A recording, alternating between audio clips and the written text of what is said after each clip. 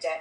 وَيَتَّخِذُوهَا هُزُوًا اور اس کا مذاق اڑاتے ہیں. ان کے لیے عذاب مہین ہے. اللہ تعالیٰ فوراً تسلی دیتے ہیں, ان کے لیے بتاتے ہیں.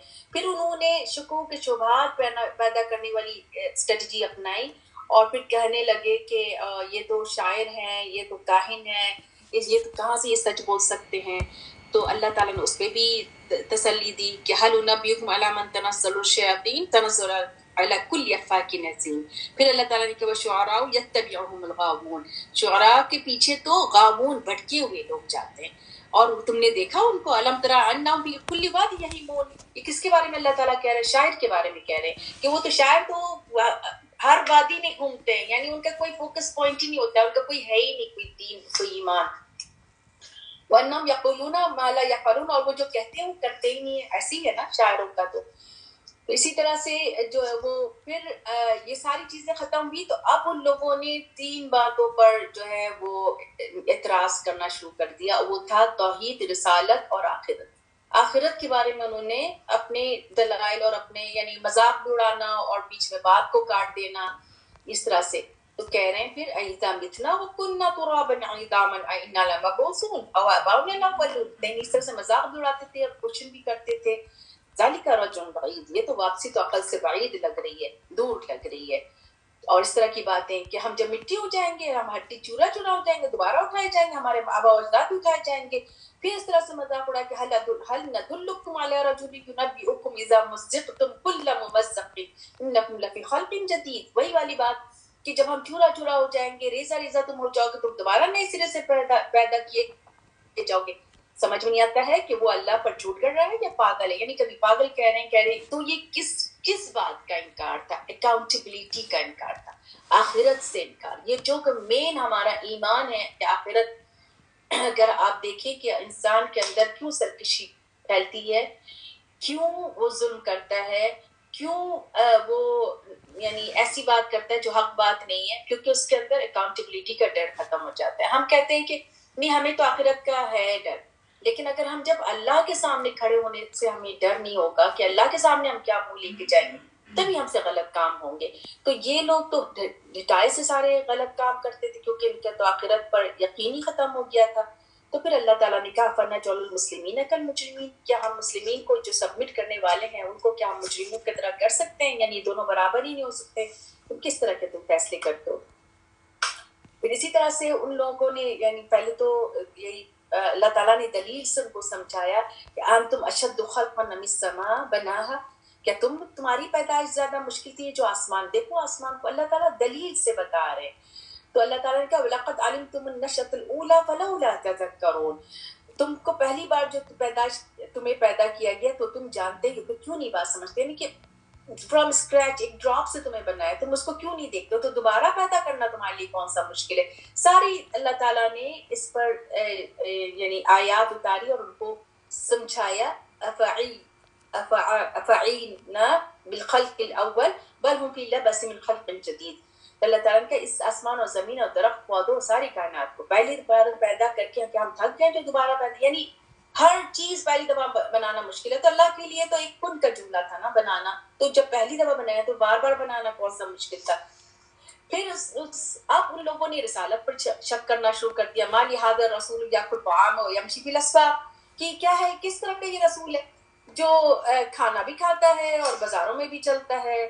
اور پھر اس بار بار بار اعتراض کر رہے تھے. بل عجیب ہوا ان کو تعجب ہوا جا منذر منہم, کہ انہی میں سے ڈرانے والا آ گیا ہے.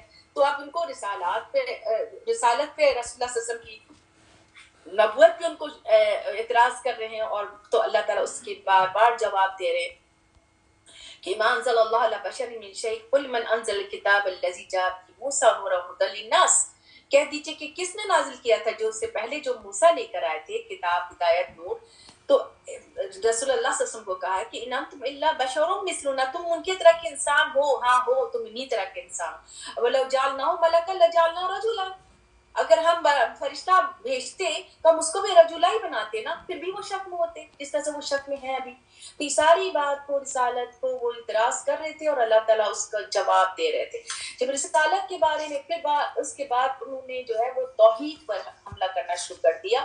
اور توحید کی بات پہ وہ کہتے ہیں جعل آلہۃ الہ واحدہ, کیا وہ یہ کیا ہے کہ اس نے سارے معبودوں کی جگہ ایک معبود بنا لیا. تو ان کو یہ بھی تھا, وہ مانتے تھے اللہ کو ہر طرح سے, کہ جب ان سے کہا جاتا تھا کس نے آسمان اور زمین بنایا, وَلَئِنْ سَأَلْتَهُم مَّن نَزَّلَ مِنَ السَّمَاءِ مَاءً وَأَحْيَا الْأَرْضَ بَعْدَ مَوْتِهَا لَيَقُولُنَّ اللَّهُ. وہ کہتے نہیں اللہ ہی نے کیا. سورہ عنکبوت میں یہ وَلَئِنْ سَأَلْتَهُم مَّن خَلَقَ السَّمَاوَاتِ وَالْأَرْضَ, وہ کہتے لَيَقُولُنَّ اللَّهُ.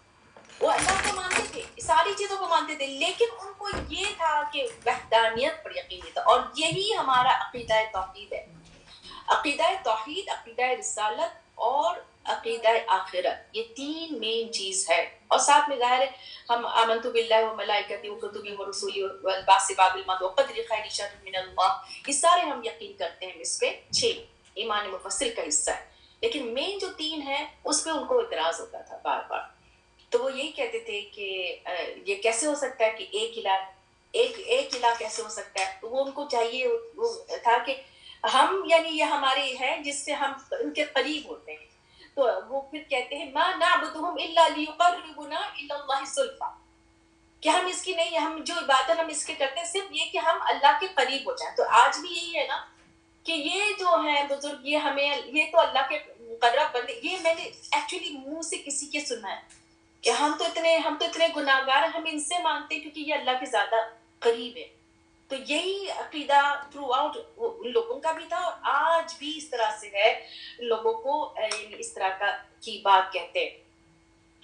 تو اللہ تعالیٰ کہہ رہے ہیں قل ارأیتم ما تدعون من دون اللہ ان اراد اللہ بالضر هل هن کاشفات الضر, کہ وہ لوگ کہہ دیجئے کیا تم دکھاؤ مجھے جو تم پکارتے ہو اللہ کے سوا, اگر اللہ تعالیٰ تمہارے اوپر تکلیف دے دے کیا تم اس کو دور کر سکتے ہو دور کو, اور اراد برحمتی هل ممسکات برحمتی, کیا تم اس رحمت کو دور کر سکتے ہو اگر اللہ تعالیٰ اپنی رحمت نازل کرے. قل حسبی اللہ, تو کہہ دو کہ حسبی اللہ, اللہ ہمارے لیے کافی ہے.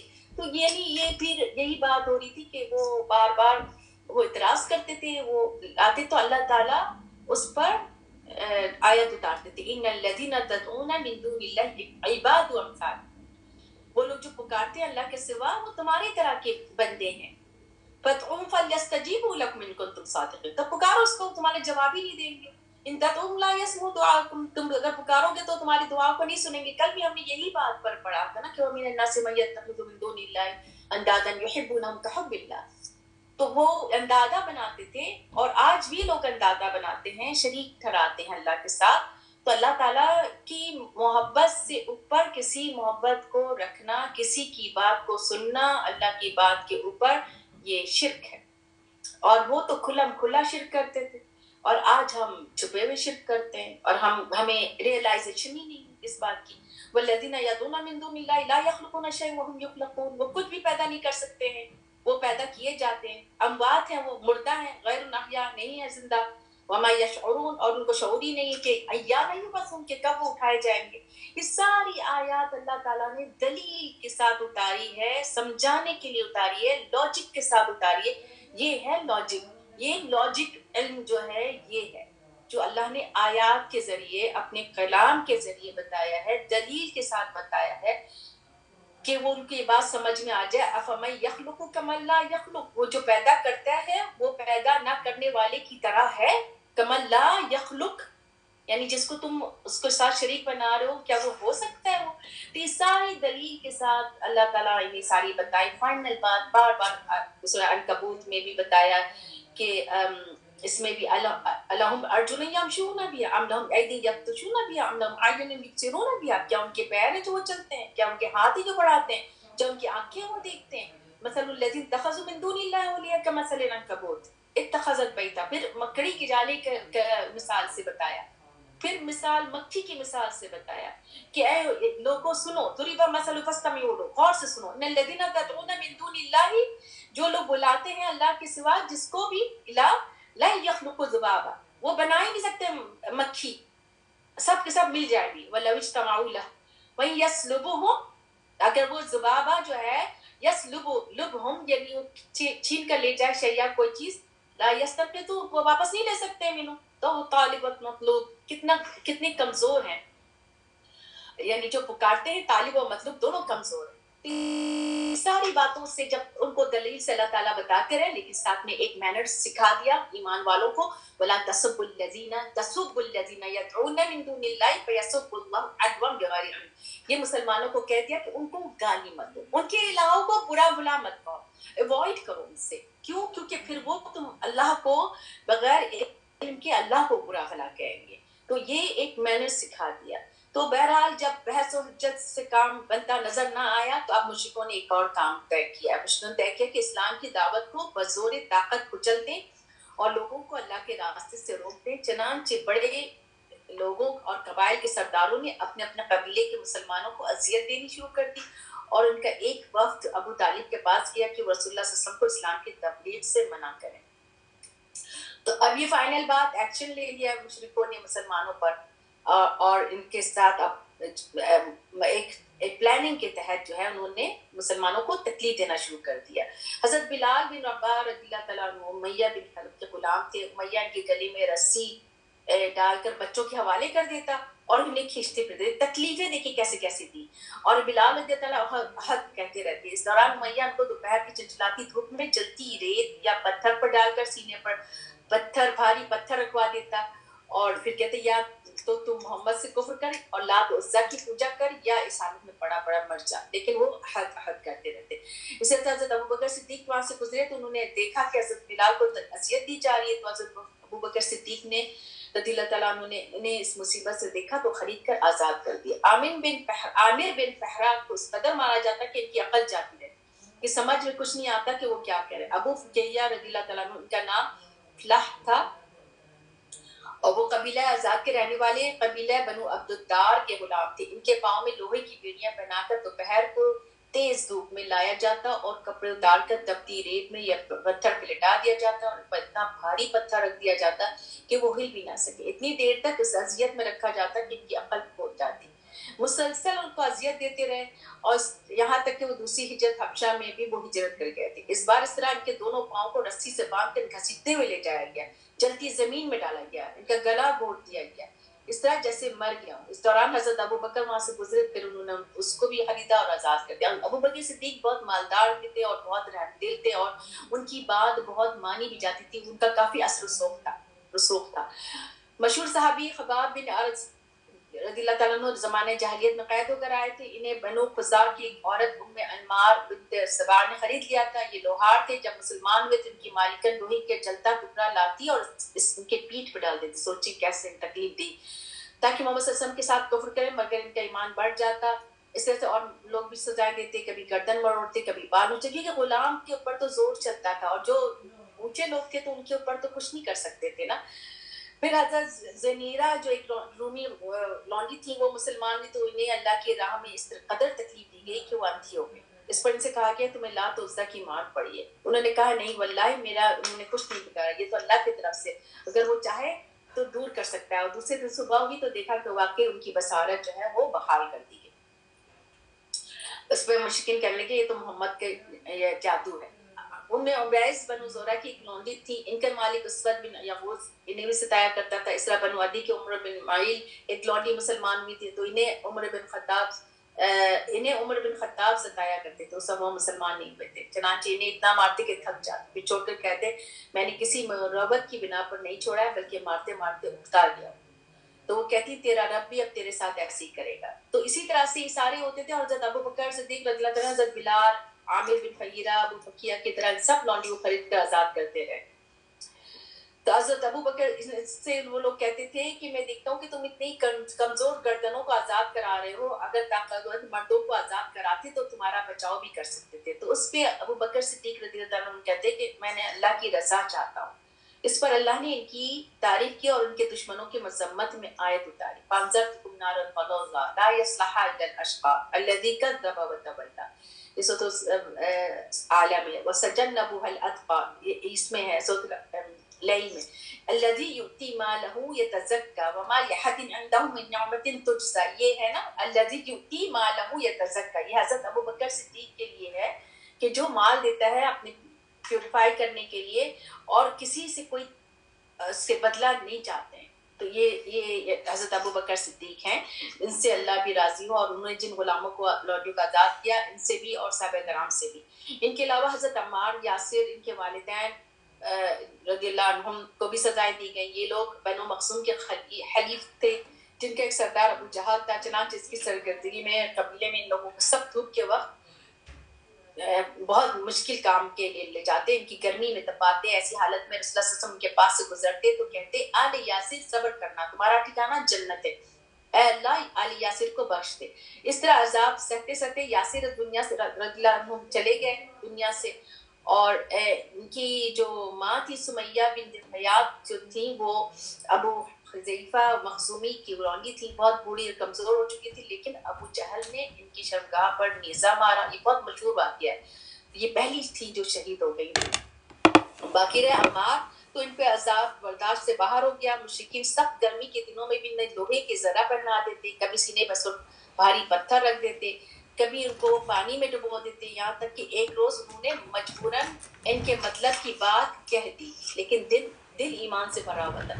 یہ وہ موقع ہے جس پہ اللہ تعالیٰ نے آیت اتاری کہ جان بچانے کے لیے انسان کفر کا کلمہ کہہ سکتا ہے، لیکن دل میں ایمان، تو اس پہ اللہ تعالیٰ نے اتاری الا من اکرہ وقلبہ مطمئن بالایمان ولکن من شرح بالکفر صدر فعلیہم غضب من اللہ ولہم عذاب عظیم۔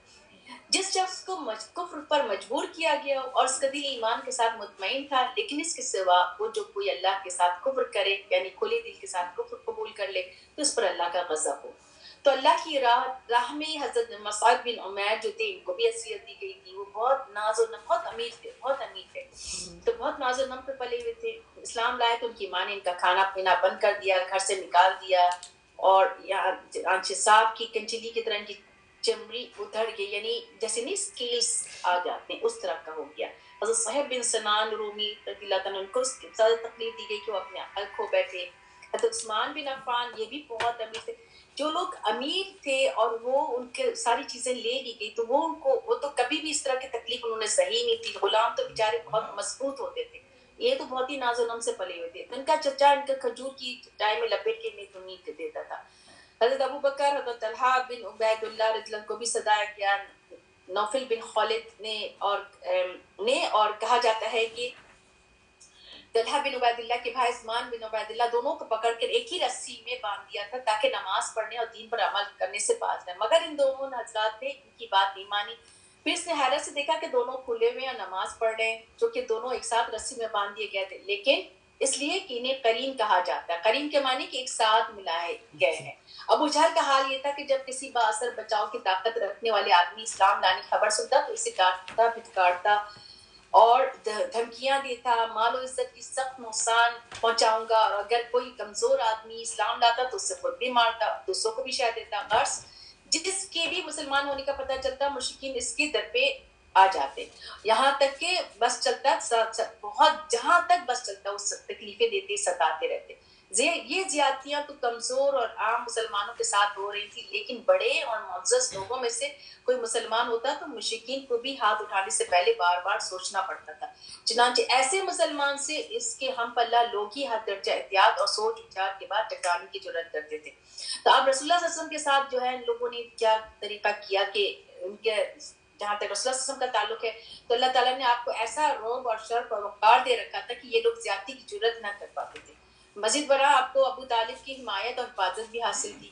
وہ قریش کے ایک عظیم سردار تھے، ان کی بات مانی جاتی تھی، ان کی ذمہ داری کا احترام کیا جاتا تھا، اسے توڑنے کی جرات کسی میں نہیں۔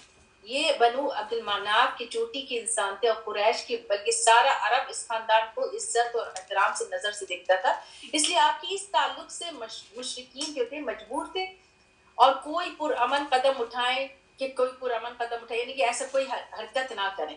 چنانچہ انہوں نے ابو طالب سے گفتگو کا راستہ اپنایا، مگر کس قدر سختی اور چیلنج کے ساتھ، یعنی کہ ایک طرح سے ہارش ہو کر بات کرنا شروع کر دیا کہ ابو طالب سے بات منوائیں۔ تو جب انہوں نے کہا کہ آپ کا بھتیجا ہمارے خداؤں کو برا بھلا کرتا ہے، ہمارے دین پر غالب آتا ہے، ہمیں بے وقوف کراتا ہے، ہمارے باپ دادا کو گمراہ کرتا ہے، لہٰذا یا تو آپ اس سے روکیں یا ہمارے اور اس کے بیچ سے ہٹ جائیں، کیونکہ آپ بھی تو ہماری طرح اس سے الگ دین پر ہیں، ہم اس سے نمٹ لیں گے. یعنی ان کو ایک طرح سے اکساتے تھے اور ان کو ایک طرح سے ان کے خلاف کرنا چاہ رہے تھے اپنے ان کے بھتیجے کے رسول اللہ صلی اللہ علیہ وسلم کے. جواب میں ابو طالب نے نرمی سے بات کی اور انہیں خوش اسلوبی سے واپس کر دیا، چنانچہ وہ واپس چلے گئے اور رسول اللہ صلی اللہ علیہ وسلم کے دین پر کھلا کار بند رہ کر اس کی تبلیغ کرتے رہے. رسول اللہ صلی اللہ علیہ وسلم کو ایک ان کی آڑ رہی. لیکن ابو طالب جب قریش نے دیکھا کہ نبی صلی اللہ علیہ وسلم اپنے کام اور تبلیغ میں لگے ہوئے تو مزید صبر نہیں کر سکے. انہوں نے پھر آپس میں میٹنگ کی اور پھر ابو طالب کے پاس گئے کہ پھر ان کو کہنے لگے کہ آپ عمر رسیدہ ہیں اور شرف و منزلت رکھتے ہیں، ہم نے آپ سے عرض کی تھی کہ اسے بھتیجے کو منع کریں مگر آپ نے منع نہیں کیا. بخدا ہم برداشت نہیں کر سکتے کہ ہمارے باپ دادا کو برا بھلا کریں، ہمیں بے وقوف قرار دیا جائے، ہمارے معبودوں کو عیب لگایا جائے، یا تو آپ منع کریں یا پھر ہٹ جائیں وہاں سے. یہ لوگ کہہ کے تو واپس چلے گئے. ابو طالب کو یہ دھمکی اور چیلنج بڑا بھاری محسوس ہوا تو انہوں نے آپ صلی اللہ علیہ وسلم کو بلا کے رسول اللہ صلی اللہ علیہ وسلم کو بلا کر کہا تو کہ اب تم مجھ پر اور اپنے آپ پر رحم کرو اور میری طاقت سے زیادہ مجھ پر بوجھ نہ ڈالو. رسول اللہ صلی اللہ علیہ وسلم نے یہ کمزوری دیکھی تو فرمایا کہ چچا جان واللہ اگر یہ لوگ میرے ہاتھ پر دائیں ہاتھ میں سورج اور بائیں ہاتھ پر چاند رکھ دیں تو میں اس کام کو چھوڑ دوں تب بھی نہیں چھوڑ سکتا، یہاں تک کہ یا تو اللہ اس دین کو غالب کر دے یا میں اسی راہ میں ہلاک کر دوں. اس کے بعد رسول اللہ صلی اللہ علیہ وسلم کے آنسو نکل آئے. یہ دیکھ کر ابو طالب کی محبت اور قوت ارادی پلٹ آئے. انہوں نے کہا جاؤ بھتیجے جو تم کر دو کرو، واللہ میں تمہیں کبھی بھی کسی وجہ سے بھی نہیں چھوڑ سکتا. تو اب یہاں پر ایک اور واقعہ ہے اور اس واقعے کے بعد پھر ہم یہ آج کا یہ فائنل ہے اس کے یہ ٹاپک. قریش نے دیکھا کہ ان کی دھمکیاں نہیں ہوئی ہیں، نہیں کارگر ثابت ہوئی تو رسول اللہ صلی اللہ علیہ وسلم اپنے کام کیے چلے جا رہے ہیں. تو انہوں نے اور ابو طالب بھی مدد کر رہے انہیں، اس کا مطلب یہ کہ وہ اپنے بھتیجے کی مدد کریں گے اور ان کو کسی طرح کی وہ جدائی نہیں برداشت کر سکتے اور اس کے لیے لڑنے مرنے کی بھی تیار ہیں. تو اس لیے قریش نے تھوڑا سا گیپ دیا، اس کے بعد مشورہ کرتے رہے. پھر ایک عجیب و غریب ترکیب لے کر آئے، پلاٹنگ لے کر آئے. قریش میں سے ایک شخص عمارہ بن ولید تھا، بہت خوبصورت اور بالکل ینگ اور بہت ہی یعنی اسمارٹ کہنا چاہیے اس طرح کا تھا، جوانوں کا سردار تھا. یہ لوگ اسے ساتھ لے کر ابو طالب کے پاس آئے اور کہنے لگے ابو طالب اس نوجوان کو ہم سے لے لیجئے اور اسے اور اپنا لڑکا قرار دے لیجئے اور آپ اس کی مدد بھی کیجئے اور دیت بھی لیجئے، ہمیں اس کے بدلے میں اپنے بھتیجا دے دیں. یعنی کہ چینج کرنے کے لیے جو آپ کے دین اور آپ کے باپ دادا کے دین کا مخالف ہے، یعنی ایک طرح سے ان کے خلاف کر رہے ہیں رسول اللہ صلی اللہ علیہ وسلم کے. اور کہا کہ اور خوبصورت سے لے کر گئے ہیں تاکہ وہ اس کو دیکھ کے امپریس ہو جائے اور وہ دیکھ فوراً اس کو لے لے. جس نے آپ کی قوم میں اور اس کی برائیاں رسول اللہ صلی اللہ علیہ وسلم کی برائیاں کرنے کے آپ کے دین کے خلاف کر دیا ہے، لوگوں میں رشتہ داری میں پھوٹ ڈالا ہے اور ان کی عقل کو معاف کر دیا ہے، ہم اسے لے جا کر قتل کر دیں گے، بس یہ کہ آدمی کا بدلہ آدمی ہو جائے گا. یعنی اگر ہم اس کو اگر دیت ہی کی بات ہوگی، قتل پہ دیت ہوتی تھی نا، تو آپ اس کو لے لیجیے دیت کے اس میں اور آپ دے دیجیے. تو فوراً ابو طالب نے کہا واللہ تم لوگ انتہائی برا سودا کر رہے ہو، مجھے تم اپنا بیٹا اس لیے دے رہے ہو کہ میں اسے کھلاؤں پلاؤں اور مجھ سے میرا بیٹا اس لیے مانگ رہے ہو کہ تم اسے قتل کر دو. اللہ کی قسم یہ کبھی نہیں ہو سکتا. اسٹریٹ ابھی انہوں نے منع کر دیا اس بات کو. تو یہی تھا وما انا بقادر علی ان تعلموا ذلك ان تشغلوا بي منها شغلا، یعنی اس بارے میں کہ مجھ میں قدرت نہیں کہ میں تمہارے لیے اس کام کو چھوڑ دوں. اگرچہ تم یہ رسول اللہ صلی اللہ علیہ وسلم نے کہا تھا اس بارے میں. اور یہ نیچے نوٹ لکھا ہوا اس کو میں دیکھ لوں. جب قریش کے لوگوں نے ابو طالب سے آپ رسول اللہ صلی اللہ علیہ وسلم کی شکایت کی تو آپ نے اس کے جواب میں یہ کہا تھا کہ مجھ میں قدرت نہیں کہ میں تمہارے لیے اس کام کو چھوڑ دوں اگرچہ تم اس سورج سے میرے لیے آگ کی لپٹ لے آؤ. یعنی یہ کس نے کہا تھا؟ یہ انہوں نے ابو طالب نے کہا تھا، یعنی کہ کسی طرح سے بھی میں یہ بات کو چھوڑ نہیں سکتا ہوں کہ میں اس کی مدد سے باز آ جاؤں. رسول اللہ صلی اللہ علیہ وسلم کی پوری طرح سے مدد کرتے تھے. اب رسول اللہ صلی اللہ علیہ وسلم پر 10 درازیاں یہ ہم نیکسٹ اس میں پڑھیں. یہ ایک ہے نا کہ انہوں نے قسم کھائی کہ اللہ کی قسم یہ کبھی نہیں ہو سکتا، تو وہ اللہ کو مانتے تھے ابو طالب؟ ہاں تو میں نے کہا نا یقولون اللہ، یہ تو اللہ تعالیٰ نے بھی گواہی دی. جی یہ اللہ تعالیٰ نے بھی گواہی دی کہ وہ تو اللہ کو مانتے ہی تھے. جی قریش جو تھے وہ نہیں، ابو طالب کی میں بات کر ہاں یہ سب قریش تھے نا، یہ سارے قریش جو تھے یہ ملت ابراہیم پر تھے. ان کا حج بھی ہوتا تھا، طواف بھی ہوتا تھا. ہم نے پڑھا نا کہ جب حج کا سیزن آیا تو ولید بن مغیرہ جو تھا یہ پورا اس نے مہمانداری کی تھی اور پوری اس کے ہاتھ میں تھا، حاجیوں کو پانی پلانا، حاجیوں کو دیکھ بھال کرنا. اس میں نا آیات الحج کہ تم نے کیا پانی پلانا حاجیوں کو تم نے سمجھا نیکی ہے. وہ جو ایمان لے کر آیا وہ زیادہ یعنی اللہ کے آگے ہے مقبول ہے.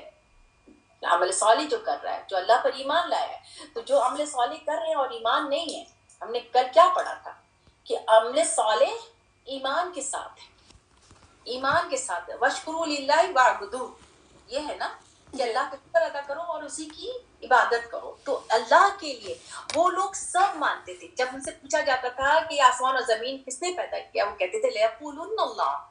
تو وہ اللہ کو یعنی کہتے تھے، البتہ ضرور کہتے تھے یہ اللہ. تو اللہ کو وہ مانتے تھے، اللہ ہے اوپر، لیکن وہ بت لا کے انہوں نے شریک کر دیا تھا نا. بتوں کو پوجا کرتے تھے اور کہتے تھے لِيُقَرِّبُونَا، کہ یہ ہمیں اللہ سے قریب کر رہے ہیں. ابھی میں نے جو آیت پڑھی تھی جی تو وہ سارا وہ مانتے تھے. واللہ کر کے بات کرتے تھے، واللہ کر کے بات کرتے تھے، کہ اللہ کی قسم کر کے بات کرتے تھے، کیونکہ وہ اللہ کو مانتے تھے. جی جیسے کچھ لوگ